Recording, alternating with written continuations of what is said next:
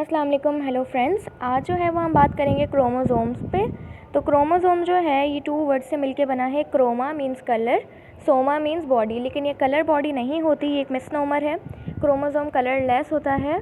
तो डेफिनेशन जो है वो इसकी कुछ इस तरीके से है कि ये थ्रेड लाइक स्ट्रक्चर होता है जो कि क्रोमेटिन मटेरियल से मिलके बना होता है और इस पे जीन जो है वो प्रेजेंट होती है जो कि पेरेंट्स टू ऑफस्प्रिंग ट्रांसफ़र हो रही होती है। तो इसके स्ट्रक्चर कुछ इस तरीके से है कि ये कंसिस्ट होता है 2 आइडेंटिकल एक जैसे थ्रेड्स पर जो कि आपस में अटैच हुई भी होती हैं। उनको हम कहते हैं सिस्टर क्रोमेटिड्स। ईच क्रोमेटिड्स जो होती है उसमें प्राइमरी कंस्ट्रक्शन होती है जिसको हम कहते हैं सेंट्रोमियर। और जब ये प्राइमरी कंस्ट्रक्शन या सेंट्रोमियर जो है वो जब एक और बार ये प्रेजेंट होता है तो उसको हम कहते हैं सेकेंडरी कंस्ट्रक्शन।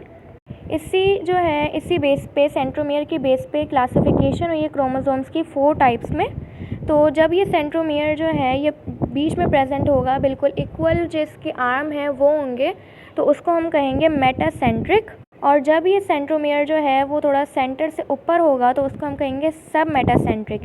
इसी तरीके से जब जो सेंट्रोमियर है वो बिल्कुल एंड पे प्रेजेंट होगा उसको हम कहेंगे टेलोसेंट्रिक, जबकि एंड से थोड़ा नीचे होगा तो उसको हम कहेंगे सब टेलोसेंट्रिक या एक्रोसेंट्रिक।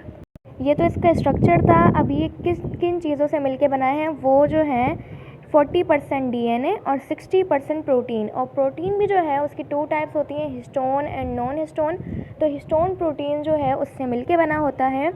अब हमें मालूम है कि डीएनए जो है वो एसिडिक होता है और हिस्टोन प्रोटीन जो है वो बेसिक होता है। इन दोनों को जब हम मिलाएंगे तो ये बन जाएगा हमारा क्रोमोसोम न्यूट्रल, मीन्स ना बेसिक और ना एसिडिक, तो इसीलिए ये न्यूट्रल होता है।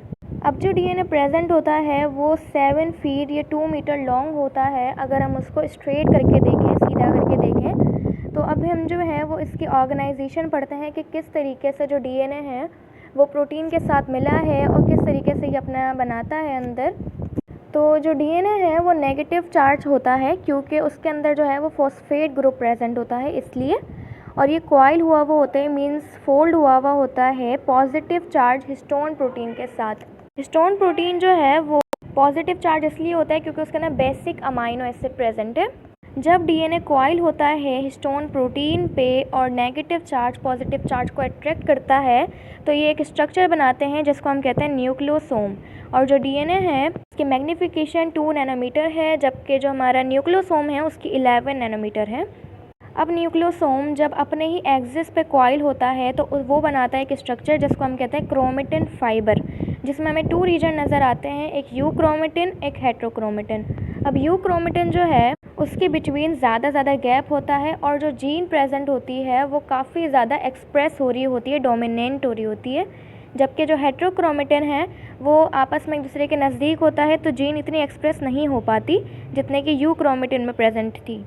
अब यही क्रोमेटिन फाइबर जो है ये अगेन जो कॉइलिंग करना शुरू करता है तो ये सुपर कॉइल हो जाता है अलोंग 300 नैनोमीटर जो है, या हम इसको क्लियरली जो है वो देख सकते हैं। और फिर ये डेवलप होता है, ये एक स्ट्रक्चर बनाता है वापस, इसको हम कहते हैं क्रोमेटिड्स। और हमने स्टार्ट में डेफिनेशन में पढ़ा था कि जो क्रोमोसोम हैं वो हमारे क्रोमेटिड्स से मिलके बने हैं।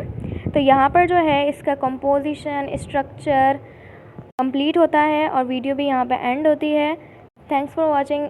नेक्स्ट वीडियो में मुलाकात होती है। टिल देन अल्लाह हाफ़िज़।